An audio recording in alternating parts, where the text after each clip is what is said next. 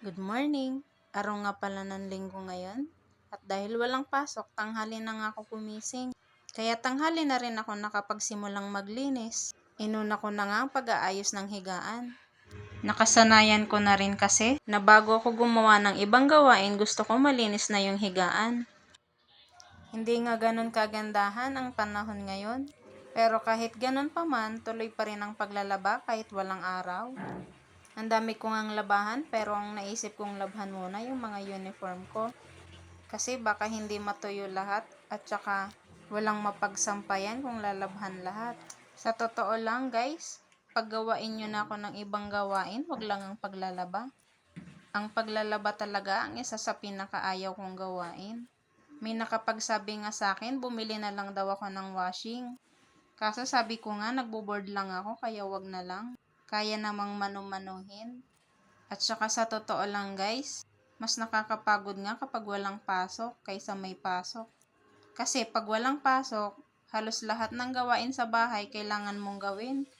Ang maglinis, maglaba, magluto, iisipin mo pa kung anong kakainin mo. Hindi tulad ng may pasok, yung trabaho lang sa office yung iisipin mo. Pero ganun talaga ang buhay.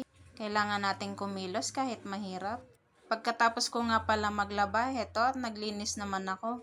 Ang tagal ko nga ulit nakapag-vlog. Na-miss nyo ba yung vlog ko guys? Kasi kung hindi, okay lang naman. Busy din kasi sa trabaho kaya bihira akong makapag-video. Pero dahil may pa-invoice nga si Meta, parang sisipagin na naman ako. Pasensya na kayo guys. Yung mga gawain ko lang talaga sa bahay yung maipapakita ko sa inyo. Kasi sa ngayon, yun lang naman talaga yung nagagawa ko. Hindi naman kasi ako masyadong nakakapaggala kaya wala akong masyadong video sa paggagala. Pero malay nyo balang araw, makapag-vlog din tayo ng gala natin. Manifest natin yan. Eto nga, pati nga sa terrace namin, sinama ko na sa paglilinis. Kasi bihira namang malinisan, kaya kapag may oras ako, sinasama ko na rin. Dati kasi meron talagang naglilinis ng apartment namin. Kaso nung umalis nga sila, wala na, kaya tapat mo, linis mo.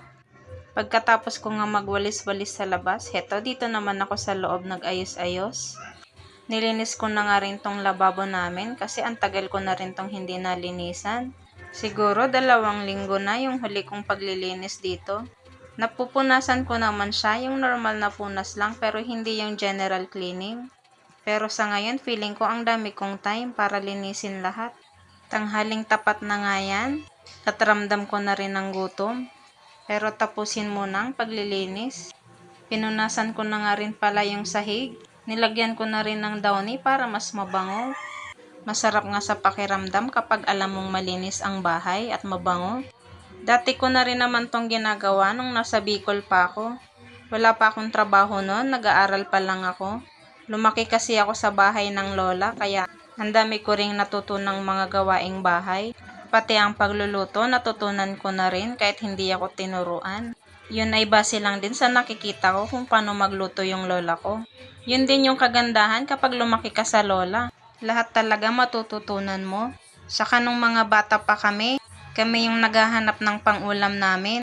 Pumupunta pa nga kami ng basod para mamingwit, manguha ng pako, o kaya kangkong. Tapos pag uwi namin, may pangulam na kami. Ganon kahirap ang buhay nun pero masaya. Kaya mas masarap pa ring manirahan sa probinsya. Eto nga, nagluto nga pala ako ng pork chop pang ulam namin. Ngayon na nga lang ulit ako nakapag-ulam ng pork chop. Mahal din kasi. Mas mura kung bibili ka yung luto na. Pero dahil na-miss ko nga yung lutong bahay, ako na lang yung nagluto. Sinamahan ko pa nga ng pritong itlog para mas masarap. Naalala ko lang nung kumain ako sa Tudings. Wala lang, parang Tudings lang yung dating. Tara guys, kain tayo. Kayo ba, ano bang ulam nyo? Comment down below nga kayo kung anong ulam nyo. Comment nyo na rin kung tagasan kayo para alam ko kung saan nakakarating ang video na to. Salamat po sa panonood nyo guys. Tara po, kain po tayo.